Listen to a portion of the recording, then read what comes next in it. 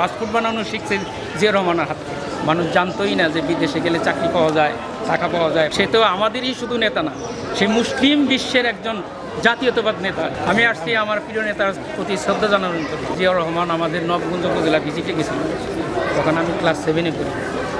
তার হাতে হ্যান্ডশেক করা হয়েছিল একবার, এবং সে আমাদের স্বেচ্ছাশ্রমে খাল খননের দায়িত্ব দিয়েছিল। আমাদের স্কুলের দায়িত্ব ছিল 5 কিলোমিটার খাল খনন করার।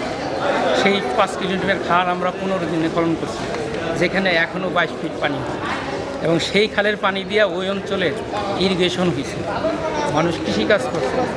তারপরে থেকে যে তার প্রতি শ্রদ্ধা ভালোবাসা আজও বিদ্যমান।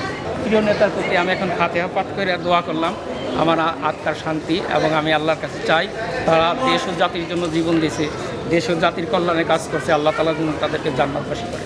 আমি জাতীয়বাদী সরকারকে চাই যারা এই দেশের নিরাপত্তা প্রথম, যে আমরা পৃথিবীতে যেন মাথা উঁচু করে কথা বলতে পারি।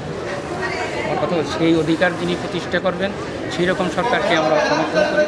এবং খালেদা জিয়া এবং প্রয়াত জিয়া রহমানের যতগুলি রাষ্ট্রীয় কাজকর্ম দেখবেন সবগুলি এই জাতির মাথা উঁচু করে কথা বলার মতো চুক্তিগুলি করছে। আমি আশা করি তারিক জিয়াও তাদের পথে অনুসরণ করবেন। মানুষ জানতোই না যে বিদেশে গেলে চাকরি পাওয়া যায়, টাকা পাওয়া যায়। পাসপোর্ট বানানো শিখছে জিয়া রহমানের হাত থেকে। এবং মানুষ তখন সৌদি আরবে সে ভিজিট করতে যায়, যে আপনার আজকে যে নিম গাছ লাগাইছে মনে করেন, এটা সবাই জানে, তারপরেও বলতেছে 1400 বছর মানুষ রোদের তাপমাত্রায় হজ করছে।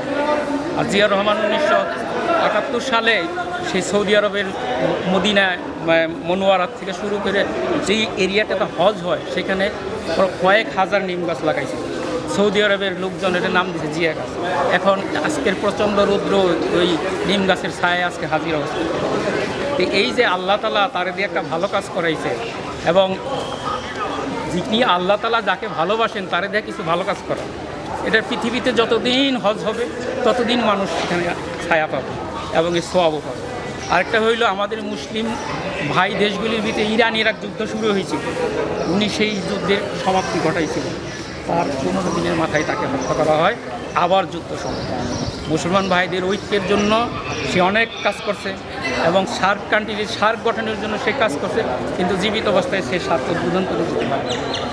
বুঝছেন, এই যে শুধু বাংলাদেশ জাতীয়তাবাদ নয়, সারা ওয়ার্ল্ডে মুসলিম জাতীয়তাবাদকে প্রতিষ্ঠা করার জন্য জিয়া রহমান অক্লান্ত প্রার্থনা করছে। সে তো আমাদেরই শুধু নেতা না, সে মুসলিম বিশ্বের একজন জাতীয়তাবাদ নেতা, যেখানে মুসলমানরা ঐক্যবদ্ধ থাকবে, মুসলমানরা শক্তিশালী হবে, মুসলমানদের একটা কমন ইকোনমি থাকবে, কমন মুসলমানদের সামরিক শক্তি থাকবে, যেন সারা বিশ্বের প্রত্যেকটা মুসলমান দেশ তাদের মাথা উঁচু করে কথা বলতে পারে।